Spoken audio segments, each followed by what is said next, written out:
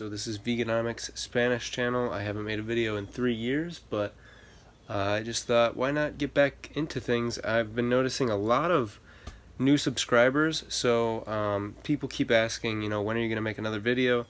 And today's the day. So we are going to talk about the verb ser today. So in English, we just have one verb to be. Okay, I am, you are, he is, she is,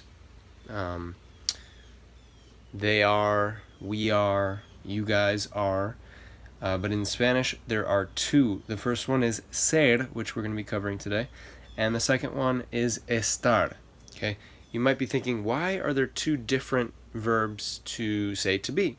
Well, you use them in different circumstances. Okay, so we're going to go into ser and the uses and how to conjugate the verb and using them with subject pronouns. So I am, you are, etc. Alright guys, so like I said, the verb ser, S-E-R, means to be in Spanish.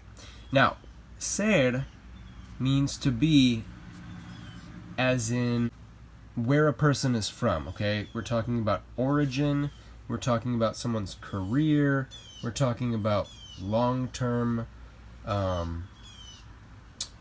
personality traits, like someone is kind, someone is mean, someone is tall, someone is a nurse. If you want to say I am a teacher, you're going to be using ser. If you want to say I am a man, you're going to be using ser. If you want to say I am from the United States, you're going to be using ser. Okay, these are some of the uses for the verb ser, and of course there are more, but the most common ones are like what I've just mentioned. So, how do we conjugate the verb? And I will give you some examples just after that. So, whenever we conjugate a verb in Spanish, I like to make this kind of table right here where we have 6 spots. Okay? And how we divide this is we have on the left hand side, these 3 are all singular conjugations. These on the right hand side are all plural conjugations. And so we have sort of a table here. So we have first person going, these 2 are first person, okay, second person, and we have third person. So starting off on the singular side, let's start out with first person singular. That is yo, which means I. Okay? Now this is not the conjugation of the verb ser yet. We're just introducing the subject pronouns. Okay? And usually ser, when I teach Spanish at high school level, the first verb we learn is ser. So we also learn the subject pronouns when we learn ser. Okay, so the first one again is yo. First person singular, I, yo. Second person singular is the informal you. Okay, in Spanish and in other languages too, sometimes there is a informal way to say you and there's a formal way to say you. Okay, so usually you would use tú with someone that you know pretty well, a friend, someone you have met already, and maybe someone around your own age or younger than you. Okay, then we have usted. I'm going to skip these 2 for now. Usted is the formal way to say you. So you would use usted with someone you want to show respect to, maybe someone older than you, someone you don't know very well, or someone you meet for the first time. It's a good idea to use usted with that person because it's a form of respect. Okay? Then we have él and ella. These 2 mean he and she. And you'll notice that he, she, and the formal you, usted, all have the same conjugation. So when I conjugate ser down here, it could refer to any of these 3.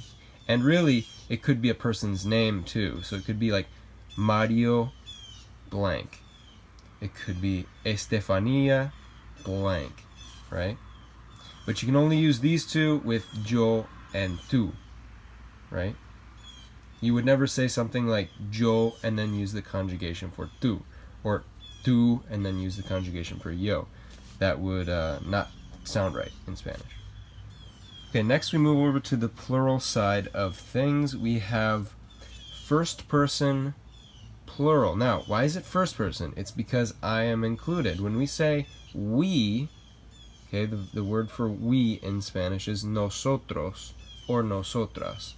So this is a first person. It's just plural because I'm included, but I'm also including other people. Okay, now you might be confused about why there's two. Well, let's say I'm in a group of, guys and girls, right? Or all guys. I would use nosotros. This is the masculine form of the we, of the way to say we. Okay? The only time you would ever use nosotras, okay, if you take off the os and put us, is if it's all girls. If I'm a girl and all the people around me I'm talking about are girls, then I wouldn't say nosotros, I would say nosotras. Okay? Same kind of situation for the second person plural. Vosotros, vosotras. Okay, this is only used in Spain. Okay, so if you're learning Latin American Spanish, you can kind of just fast forward to the third person singular. But I like to teach vosotros just in case anyone decides to travel to Spain. It's also, so in Spain they do use ustedes, which is the third person plural way to say you all or you guys. It's just only used in formal situations like usted. Okay, so think of tú, the plural way to say you guys, or in the US we say y'all, in the South, and it's more informal, right? You can think of vosotros and vosotras as the informal way to use the second person, plural. So it's kind of like y'all, or that's the best way that I can say it. So vosotros would be y'all, talking about more than one person. Okay, if all of them are masculine, so men, or all men and women. Vosotras would only be used, that'd be like all of the girls, all of you all, referring to all girls. Again, vosotros and vosotras are only used in Spain, and it's informal. In Spain, you wouldn't refer to the president, or I think it's president or the king and queen as vosotros. You would still use ustedes. Now, in Latin America, they don't use vosotros or vosotras. Just like I said, they use ustedes, both for formal and informal situations. Okay, so ustedes is you all or you guys. Okay, and there's no gender here, so there's no ustedas or anything like that. So you would only use ustedes for girls, guys, or both, girls and guys. All right, what am I forgetting? Ellos. Okay, this is like el, like a masculine of el, or it could be both. So if there's a group of, let's say, 3 people, and one's a girl and 2 are guys, you would say ellos to refer to them, right? Ellos means they.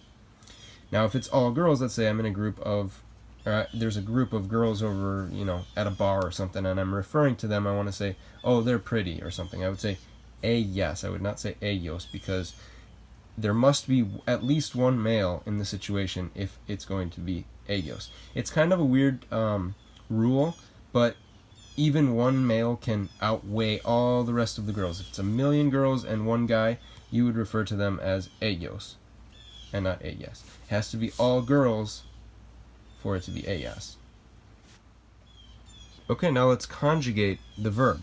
Okay, you'll notice that I wrote soy. Okay, this is the first person singular conjugation. So if I want to say I am, I would say yo soy. Okay, and I'm going to give you examples a little bit later in the lesson. But yes, yo soy, I am. Next we have tú eres. Okay, tú eres, you are. This is the informal you. You are. Again, you wouldn't use this to speak with the president. Okay, that would be kind of rude. I mean, you could if you knew the president really well, or you were his brother or her brother or whatever, but you most likely would use usted with someone like the president or your teacher.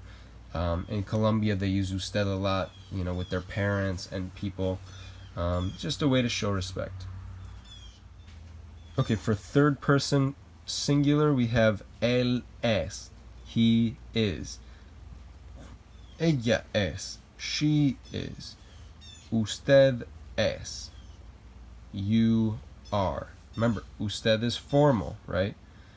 You can't say something like tú es and you can't say usted eres. You can't mix these, okay? So you have to go across. So like tú eres, usted es. That both of those mean you are, but one is showing more respect than the other. Okay? Now, so far this is the first verb that we've learned, okay?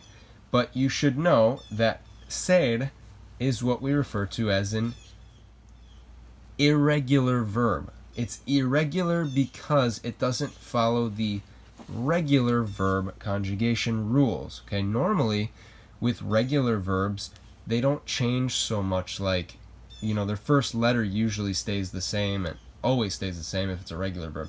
So just know that ser and a few other verbs are what are known as irregular verbs, and we're conjugating in the present tense. Okay, realize there's a future tense, there's a past tense, there's a past participle, there's a gerund, there's tons of different tenses, but usually when we learn a new language, we start learning the present tense first.